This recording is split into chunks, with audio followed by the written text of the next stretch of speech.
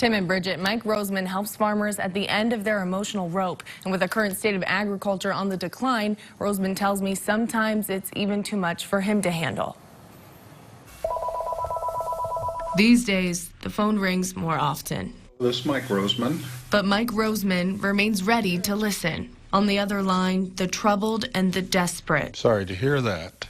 Talking about their problems is often the last thing that they want to do. Just this week, I have dealt with 2 persons already who have been struggling with suicide. The individuals have plans that they would carry out if they do not find some type of assistance and relief. Providing that relief is what Roseman believes is his calling in life. Roseman is one of the nation's leading clinical psychologists specializing in the behavioral health of farmers. He receives calls and emails from farmers daily. The number of people reaching out for assistance has been increasing. Practically all aspects of Iowa agriculture have been negatively impacted during the past 4 years. Roseman says low prices, tariffs, and a prolonged agricultural recession are taking a toll.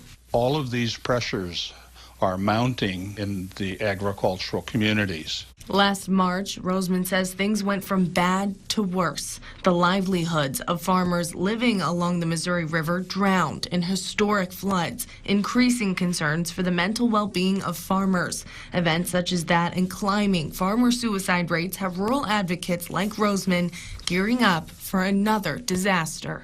It's a repeat of the farm crisis of the 80s, but the conditions are different. A time and a struggle Roseman himself knows all too well. This tractor has seen its better days. After years of plowing through privation, Roseman's family lost their farm during the farm crisis. It was a devastating loss that gave him a deeper understanding of the work he does today. Being a farmer has made me a better psychologist because I understand from my own experiences what other farmers who are struggling are going through. Since the 1980s farm crisis, Roseman says mental health experts have learned much more about how to support farmers, implementing confidential crisis hotlines, training for advocates, and outreach services and activities. But even with all that's been accomplished, sometimes it's still not enough. One circumstance where a person did end up undertaking suicide, and I couldn't help this person. I wish I could have.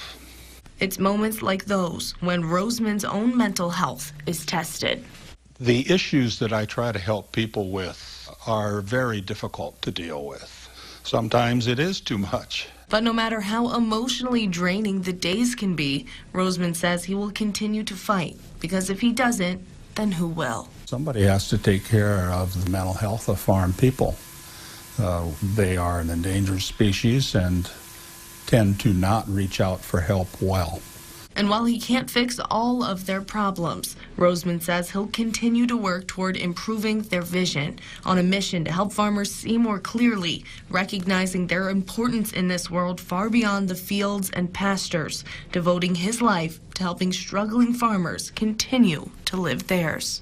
I often hear from people that they say, you made the difference. I wouldn't be here today if it hadn't been for the help that you provided to me. That's very gratifying, but more importantly, it is a teaching experience that we need to understand so we can duplicate it in other situations.